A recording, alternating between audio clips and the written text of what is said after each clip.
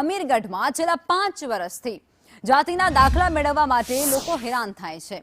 આદિવાસી સમાજનો આક્રોશ હવે ફાટી નીકળ્યો છે અને આજે યોજાનારી વિરોધ રેલી અને ધરણાના કાર્યક્રમને તંત્ર દ્વારા મંજૂરી ન અપાતા અને ચારે તરફ ચુસ્ત પોલીસ બંદોબસ્ત ગોઠવી દેવાતા સ્થાનિકો વધારે રોષે ભરાયા।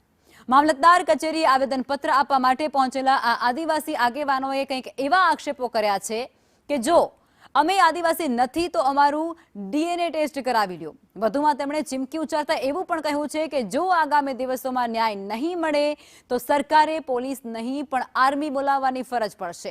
બાળકોના ભવિષ્ય અને સરકારી યોજનાઓના લાભથી વંચિત રાખવાના કાવતરા સામે સમગ્ર સમાજે આર પારની લડાઈના એંધાણ આપ્યા।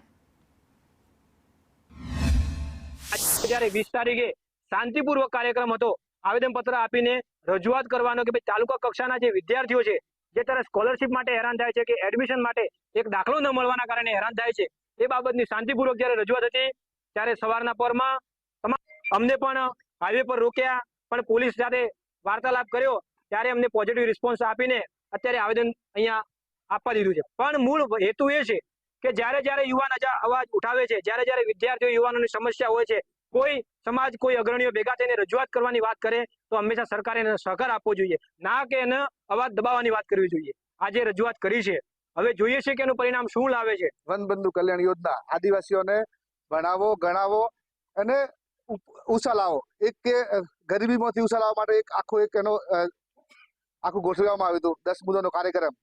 પણ અત્યારે અમારા બાળકો ભણી ગણીને તૈયાર થયા છે કમ્પ્લીટ, હવે નોકરી હાથે મળવાની તૈયારીમાં એક રીડની હડ્ડી ભોગી અને દાખલો આખો નાબીદ કરી અને એમને સરકાર અત્યારે ઉપરના હીરોમાંથી ઝીરો બનાવી નાખ્યા છે। સરકારને અમે કહેવા માંગીએ છીએ ગમે રીતે અમારો જાતિનો દાખલો ચાલુ થાય, 1950ના પુરાવા રદ કરી અને નજીકમાં 73 સુધી લાગુ પાડે એ અમે આશા સાથે અત્યારે આવેદનપત્ર આપ્યું છે। મામલતદાર શ્રીના માધ્યમથી અમે સરકાર શ્રી સુધી મારા ટ્રાઇબલ બેલ્ટની અંદર જો અહીંયા ખરેખર જાતિના દાખલાઓને લઈને હવે પડતી મુશ્કેલીને લઈને આજે આવેદન આપવાનું હતું, જેના થકી અત્યારે અમારા અહીંયા ટ્રાઇબલમાંથી અમીરગઢ તાલુકામાંથી સૌ આગેવાનો સાથે મળીને આપવાનું આયોજન હતું શાંતિપૂર્વક। પણ તેમ છતાં ક્યાંક ને ક્યાંક સરકાર એવું ઈચ્છી રહી છે કે આદિવાસી કોઈ પણ ભોગે આગળ વધવો ના જોઈએ, બાળકો ભણવા ના જોઈએ, નોકરી મળવી ના જોઈએ, ખાલી ઓનલી વન ભાગ્યા તરીકે મજૂરી કરે